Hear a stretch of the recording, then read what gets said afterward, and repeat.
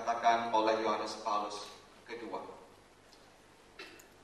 Ajarannya dikenal sebagaimana teman-teman sudah sering mendengar, dikenal sebagai sebuah kerangka teologi yang baru yang disebut sebagai teologi tubuh, yang merupakan kumpulan dari ceramah-ceramah dia selama 5 tahun pertama masa kepausannya.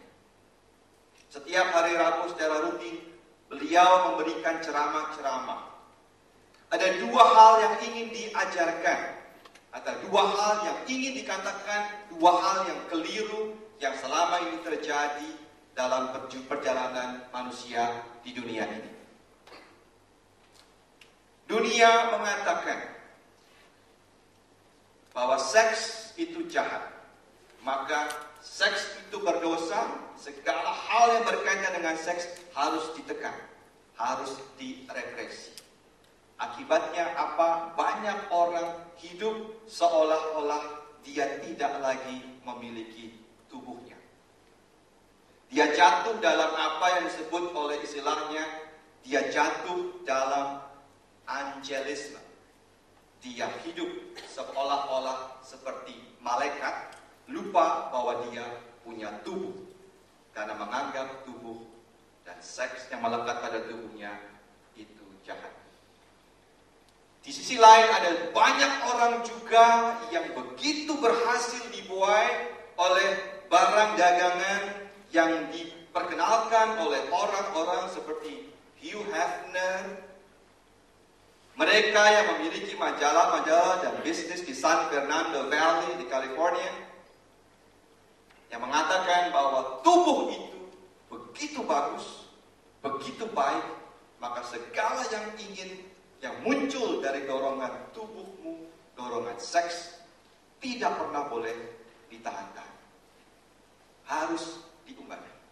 Yohanes Paulus II mengatakan dunia begitu hancur lebur karena banyak manusia dibingungkan pada satu ekstrim dan pada ekstrim yang lain. Manusia mencari apa artinya, dan Yohanes Paulus II mengajak kita bukan untuk menjadi angelisme, jatuh dalam angelisme seperti malaikat, atau jatuh seperti Hugh Hefner dan bisnisnya begitu sukses, jatuh dalam animalisme ketika manusia direduksi menjadi hanya sekumpulan insting yang harus selalu diikuti. Bukan represi, bukan mengumbar, tapi ada pembebasan.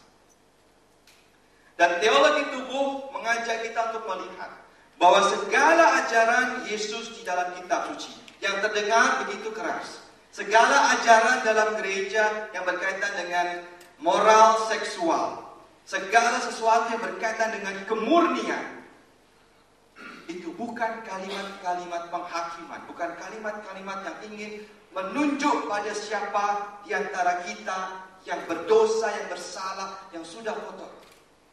Tapi teologi tubuh adalah sebuah janji pembebasan. Dan saya berdiri di sini ingin ikut berseru bersama Yohanes Paulus II, bersama gereja menyerukan pembebasan. Ada jalan lain.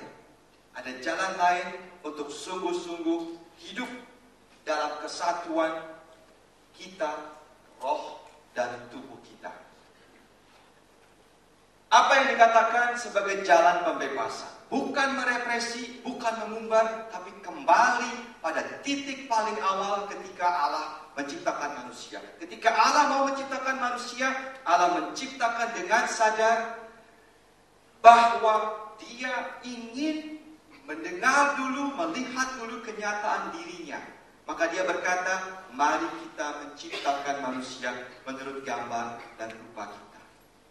Dan bagi Allah jelas bahwa untuk menciptakan manusia sebagai gambar dan rupanya, tidak ada lain selain menciptakan manusia dengan tubuhnya, laki-laki dan perempuan. Dan tidak hanya itu, Allah begitu ingin agar manusia tidak pernah lupa tentang kenyataan siapa dirinya sebenarnya sebagai gambar dan rupa Allah. Dalam tubuh laki-laki, dalam tubuh perempuan ada kerinduan, ada gairah, ada dorongan untuk mengenal tubuh yang lain, untuk bersatu dengan tubuh yang lain. Seks adalah tanda yang ditanamkan oleh Allah pada tubuh kita, laki-laki dan perempuan, supaya kita tidak pernah salah. Supaya kita tidak pernah lupa siapa kita sebenarnya sebagai gambar dan rupa Allah sendiri. Di sisi lain, kita tidak hanya diingatkan melalui tubuh kita tentang siapa kita sebagai gambar dan rupa Allah, tapi juga kita diingatkan tentang kita sedang menuju kemana. Dan kalau kita melihat seluruh isi kitab suci dari awal sampai akhir, kita akan diajak untuk melihat bahwa pada awal Allah menciptakan laki-laki dan perempuan, keduanya akan menjadi satu daging.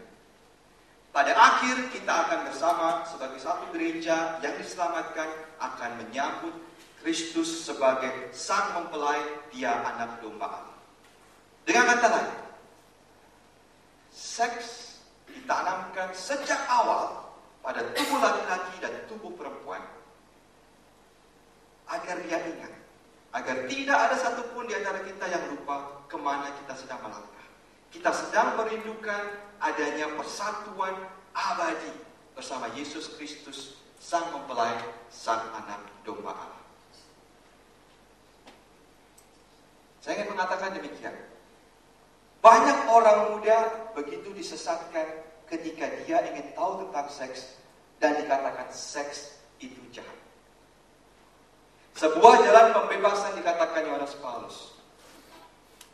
Ketika mulai ada kebangkitan kesadaran seks tentang siapa laki-laki, siapa perempuan, ketika muncul keinginan untuk tahu tentang perbedaan antara tubuh saya laki-laki dan tubuh lain yang perempuan, ketika bertambah umur, ketika muncul juga rasa ingin tahu bukan hanya bagaimana tubuh yang lain itu, tapi muncul keinginan juga untuk bersatu dengan tubuh itu, semua itu adalah titik-titik di mana Allah kembali memperdengarkan kehadirannya pada kita untuk mengingatkan kita siapa kita sebenarnya dan kemana kita sedang melangkah. Dengan kata lain, segala yang bergerak dalam wilayah seksual